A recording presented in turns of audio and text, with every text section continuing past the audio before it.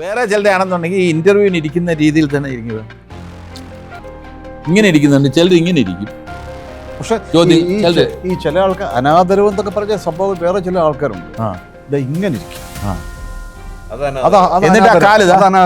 ആട്ടിക്കോട്ടെ, അതൊരു അഹങ്കാരം എന്നൊക്കെ പറയാൻ അതൊരിക്കലും പാടില്ല, മര്യാദ ഇല്ലായ്മയാണ്. ഈ സിനിമയില് മെയിൻ കഥാപാത്രത്തെ എന്താ ചോദ്യം ഒന്നുകൂടെ അതാണ് പറഞ്ഞത്. അപ്പൊ ആ ചോദ്യം ഒന്ന് ശ്രദ്ധിക്കാതെ ഇവിടെ സംസാരിച്ചുകൊണ്ടിരിക്കും. ഇപ്പൊ നിങ്ങളുടെ സമയത്തിനും വിലയില്ലേ? നിങ്ങളുടെ അടുത്ത് ഞാൻ 9 മണി എന്ന് പറഞ്ഞാൽ 9 മണിക്ക് ഞാൻ ഇവിടെ റെഡി ആയിരിക്കണം എന്നുള്ളത് എൻ്റെ ഉത്തരവാദിത്വമാണ്. സമപ്രായക്കാരായിട്ടുള്ള ആക്ടേഴ്സിനെയൊക്കെ നമ്മൾ കണ്ടിട്ടുണ്ട്, ഇങ്ങനെ എത്താം വരാം എന്നൊക്കെ പറഞ്ഞിട്ട് ഉള്ള ഒരു ഡിലേ ഉണ്ടാവും. അത് വളരെ ഇങ്ങനെ സ്മൂത്തായിട്ട് ഇങ്ങനെ ജസ്റ്റ് ഡിലേ, പക്ഷെ അങ്ങനെയല്ല. ഒരു ടീം വർക്ക് ആയിരുന്നു. ഡയറക്ടർ ആയാലും അല്ലേ, കൃത്യമായിട്ട് ഡയറക്ടർ ആൾക്കൊരു പ്ലാൻ ഉണ്ട്, അതുപോലെ തന്നെ എക്സ്ട്രാ ഒരു കൈ നിട്ട് ഡയലോഗ് ആണെങ്കിൽ അദ്ദേഹം വന്ന് പറഞ്ഞു. അശോകന്റെ ഒരു രീതി അനുസരിച്ച് അശോകനാണെങ്കിൽ ചിലപ്പം ഈ ഡയറക്ടർ എത്രയും പറഞ്ഞതിന് ശേഷം അശോകൻ ഷോട്ടിന് തൊട്ട് മുമ്പ് ഒന്നെടുക്ക്, അപ്പോൾ ഞാൻ ഇവിടെ തന്നെ അല്ലേ നിൽക്കേണ്ടത് എന്നൊന്നുകൂടെ ഒന്ന് ചോദിക്കാറുണ്ട്. അപ്പോൾ നമ്മൾ അങ്ങോട്ടും ഇങ്ങോട്ടും നോക്കിച്ചിരിക്കും. എൻ്റെ കൂടെ പേര് പറയുന്നില്ല, ചില നടന്മാർക്ക് അത് വലിയ ഇറിറ്റേഷൻ. ഞാൻ പറഞ്ഞില്ല, സോഷ്യൽ മീഡിയ വന്നതിന് ശേഷം കൂടുതൽ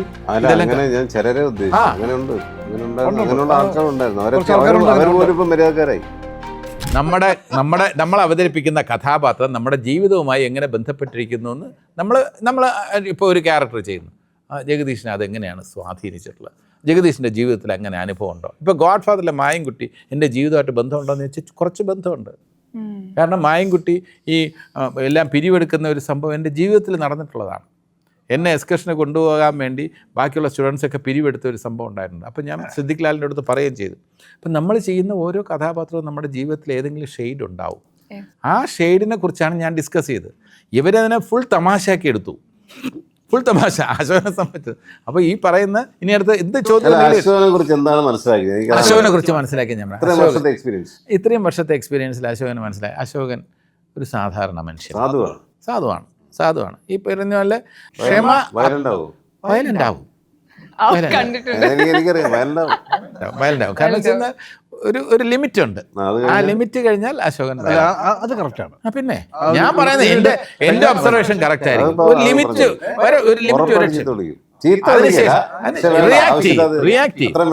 അടിമിടിയൊന്നുമല്ല, മസിൽ പവർ അല്ല, റിയാക്ട് അവിടെ അശോകന്റെ ഒരു മുഖം കാണാൻ പറ്റും. അതൊരു സൈസ് ആദ്യം എൻജോയ് ചെയ്തിട്ട് വേണ്ട ജഗദീഷ് ചേട്ടാ എന്തിന് അത് പറയുന്നത്? അല്ല, ആരാണെങ്കിലും വേണ്ട മനോജ്, വേണ്ട ജഗദീഷ് ചേട്ടാ എന്ന് പറയാൻ, അല്ലെ വേണ്ട ജഗദീഷ് എന്ന് പറയുന്ന ആ ഒരു സ്വഭാവമുണ്ട്. മനോജിനെ കുറിച്ച് ഒബ്സർവ് ചെയ്യുകയാണെന്നുണ്ടെങ്കിൽ മനോജ് ഈ പറയുന്ന പോലെ ഒരു 80% സാധുവാണ്, ഒരു 20% തന്ത്രശാലിയാണ്.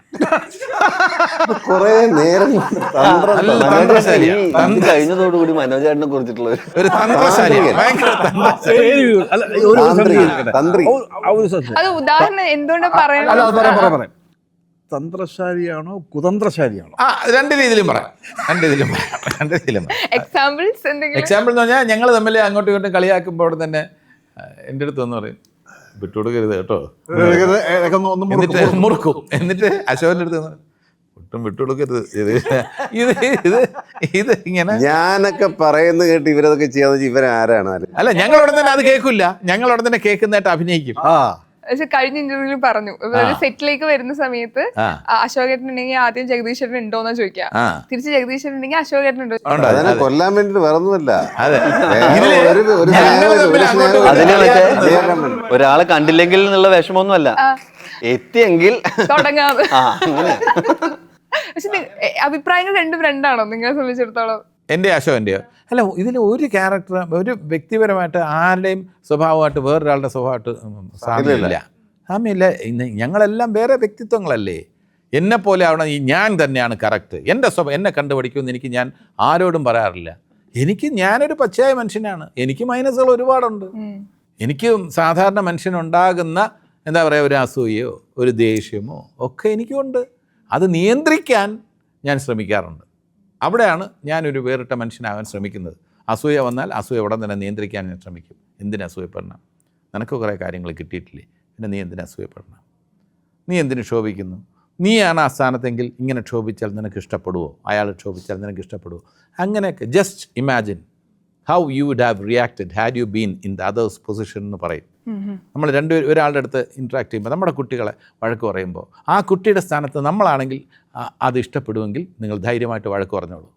അങ്ങനെ മറ്റേ ആളെ നമ്മൾ സങ്കല്പിക്കണം. ഇപ്പം ഞാൻ മനോജിന് എൻ്റെ അടുത്ത് കയർക്കുമ്പോൾ മനോജിൻ്റെ സ്ഥാനത്ത് ഞാനാണെങ്കിൽ ഈ കയർക്കുന്നത് മനോജ് ഞാൻ സഹിക്കുമായിരുന്നോ എന്ന് ചിന്തിച്ചാൽ ഞാൻ അനാവശ്യമായിട്ട് കയർക്കില്ല. അപ്പോൾ അതുകൊണ്ട് സാധാരണക്കാരൻ്റെ വിചാരങ്ങൾ തന്നെയാണ് എനിക്കുള്ളത്. ഞാനൊരു നല്ലവനായിട്ട് എന്നെ ചിത്രീകരിക്കാൻ എനിക്ക് ഒരു താല്പര്യവുമില്ല, സാധാരണ മനുഷ്യൻ്റെ. പക്ഷേ എൻ്റെ മനസ്സിൽ വരുന്ന തിന്മ അല്ലെങ്കിൽ അത്രയും മോശപ്പെട്ട വിചാരങ്ങൾ അതൊക്കെ പെട്ടെന്ന് തന്നെ തിരുത്താനുള്ള ഒരു കഴിവ് ദൈവം എനിക്ക് തന്നിട്ടുണ്ടെന്ന് എനിക്ക് അറിയാം. അയ്യോ, അസൂയപ്പെടാൻ പാടില്ല, ക്ഷോഭിക്കാൻ പാടില്ല, അവരോട് ഇങ്ങനെ വേദനിപ്പിക്കുന്ന വാക്കുകൾ പറയാൻ പാടില്ല എന്ന് എത്രയും പെട്ടെന്ന് തിരിച്ചറിയാൻ. ഇത് ലേറ്റായാൽ ഗുണമില്ല. ഒരു 6 മാസം കഴിഞ്ഞിട്ട് അത് അന്ന് പറഞ്ഞത് തെറ്റായിപ്പോയി, അയാളും കേൾക്കില്ല. അയാൾ ചിലപ്പോൾ വേറെ ഹൈദരാബാദിലായിരിക്കും, ചിലപ്പോൾ അല്ലെ UP യിലായിരിക്കും. ഈ റിയൽ സ്വഭാവം സിനിമയിലെ കഥാപാത്രം തമ്മിൽ എന്തെല്ലാം അന്തരങ്ങളുണ്ട്? ഒരുപാട് അന്തരങ്ങളുണ്ട്. അത് പറയൂ. ഉദാഹരണത്തിന് ഞാൻ പറഞ്ഞുതരാം. ഞാനിപ്പോൾ തിരക്കില്ലാതെ നന്നായിട്ട് പഠിക്കുന്ന ഒരു വിദ്യാർത്ഥിയായിരുന്നു. അത്ര ഒന്നും മണ്ടത്തരം പറയുന്ന ആളൊന്നുമല്ല. പക്ഷേ അപ്പുക്കുട്ടൻ എടുത്ത് നോക്കുന്നു, അപ്പുക്കുട്ടൻ മണ്ടത്തരമല്ലേ ഏറ്റവും കൂടുതൽ പറയുന്നത്. ഈ 4 പേരിൽ ഏറ്റവും കൂടുതൽ മണ്ടത്തരം ഞാനല്ലേ പറയുന്നത്. ബാങ്ക് ഓഫീസറായിരുന്നു, കോളേജ് ലെക്ചറായിരുന്നു. അങ്ങനെ ഒരുപാട് എക്സ്പീരിയൻസ് ഉള്ള പല ഭാഷകൾ ഇന്ത്യയിൽ അറിയാം. അത് വെറുതെ പറയുന്നില്ല, അതെല്ലാം അറിയാം. ഹിന്ദിയൊക്കെ നല്ല ഫ്ലുവൻ്റാണ്, ഹിന്ദിയൊക്കെ അസലായിട്ട് പറയും. അതൊക്കെ വെച്ച് അപ്പോൾ അത് ജീവിതമായിട്ട് ഒരു ബന്ധമില്ലാത്ത ക്യാരക്ടറാണ്. പക്ഷേ ഈ കഥാപാത്രം എനിക്ക് ഇഷ്ടപ്പെട്ട കഥാപാത്രമാണ്. കാരണം അബ്ബാസ് എന്ന് പറയുന്ന പഞ്ചായത്ത് പ്രസിഡന്റ്, ഇയാൾ കൂടുതലും നാട്ടുകാർക്ക് വേണ്ടി ആത്മാർത്ഥമായിട്ട് ഇറങ്ങുന്ന ആളാണ്. ആത്മാർത്ഥമായിട്ട് ഒരു ജനപ്രതിനിധി എങ്ങനെ ആയിരിക്കണം എന്നുള്ളതിനൊരു എക്സാമ്പിളാണ്. പക്ഷേ ഇവിടെയും ഇയാൾക്ക് മൈനസ് ഉണ്ട്. ഈ നാട്ടുകാർക്ക് കൊടുക്കുന്ന പ്രാധാന്യം ചുരുങ്ങിയ സീനുകളിലൂടെ വ്യക്തമാക്കുന്ന ഒരു കാര്യമുണ്ട്. ഇയാൾ സ്വന്തം വീട്ടിൽ അത്രയും താല്പര്യം കാണിക്കുന്നില്ല. അത് ഒരിക്കലും പാടില്ല. വീടും നന്നാവണം, നാടും നന്നാവണം എന്ന് ചിന്തിക്കണം ഒരു രാഷ്ട്രീയ പ്രവർത്തനം. അല്ലെ, രാഷ്ട്രീയ പ്രവർത്തനൻ്റെ ക്വാളിറ്റി ആയിട്ട് സ്വന്തം വീട്ടുകാര്യം പോലും നോക്കാതെ നാടിന് വേണ്ടി, അത് ശരിയായിട്ടുള്ള ഒരു കാര്യം. ശരിയാണ്. അങ്ങനെ ഒരു ക്യാരക്ടറാണ് എൻ്റെത്. എനിക്ക് അധികം തമാശ ആസ്വദിക്കുന്ന ആളൊന്നുമല്ല.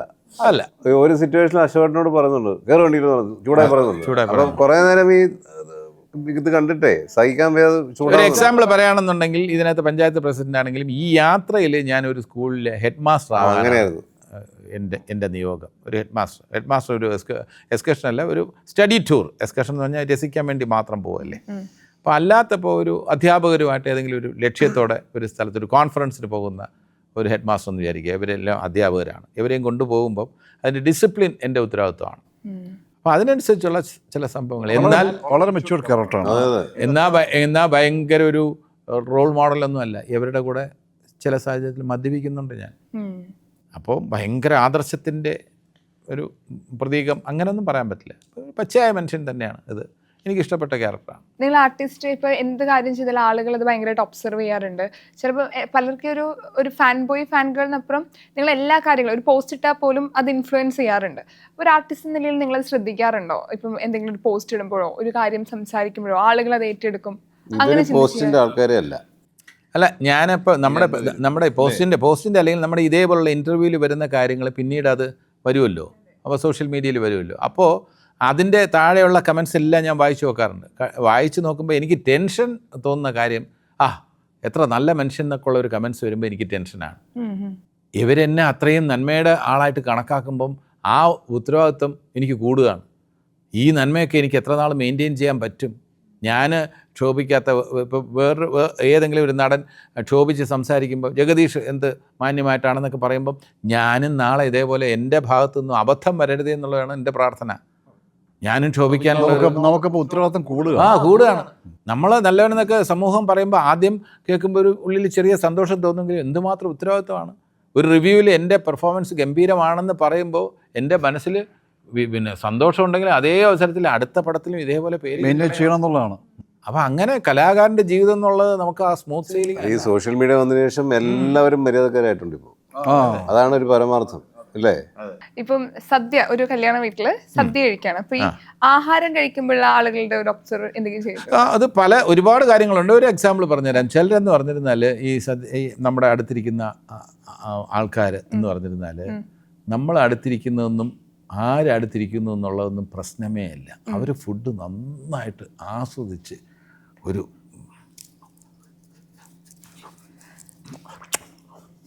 ഇത്രയും ഒരു പ്രകടന പരത ഉണ്ടാവും. ഇങ്ങനെ കഴിക്കുന്നവരുണ്ട്. വേറെ ചിലരാണെങ്കിൽ ഇത് ബാക്കിയുള്ളവർ ശ്രദ്ധിക്കും എന്ന് വിചാരിച്ച് കഴിക്കുന്ന ചില ആൾക്കാരുണ്ട്.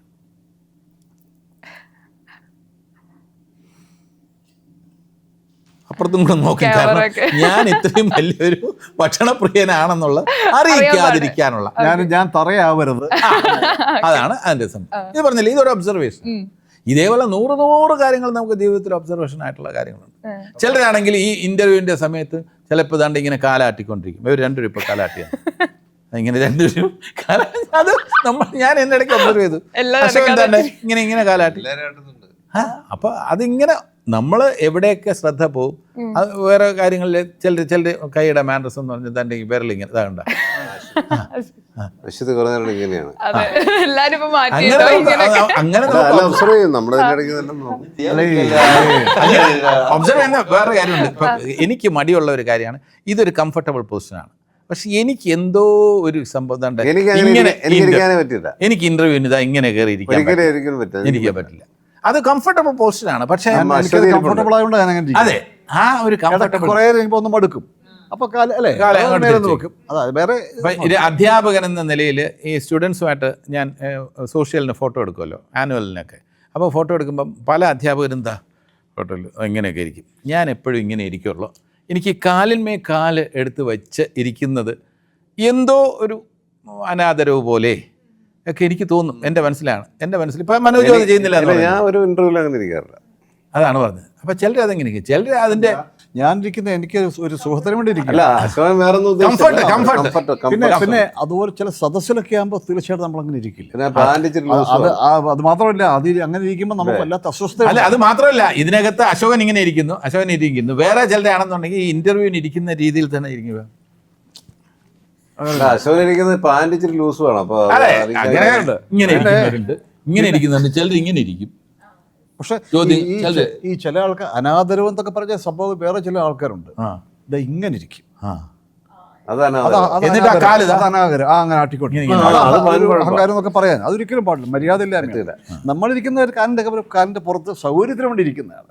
പിന്നെ വേറെ ചില ഇതേപോലെ ഇന്റർവ്യൂല് ചോദ്യം എന്തെങ്കിലും ചോദിച്ചേ, എന്തെങ്കിലും ചോദ്യം ചോദിക്കും. ഈ സിനിമയില് മെയിൻ കഥാപാത്രത്തെ എന്താ ഈ സിനിമയില് മെയിൻ കഥാപാത്രം ചോദ്യം ഒന്നുകൂടെ അതാണ് പറഞ്ഞത്. അപ്പൊ ആ ചോദ്യം ഒന്നും ശ്രദ്ധിക്കാതെ ഇവിടെ സംസാരിച്ചോണ്ടിരിക്കും. അപ്പൊ അനങ്ങാൻ പോലും പറ്റാതായി. ഞാൻ കാല് താത്തിയിട്ടു. അതെ, കാല് താഴ്ത്തിയിട്ടപ്പോഴാണ് അനക്കം പറയുന്നത്.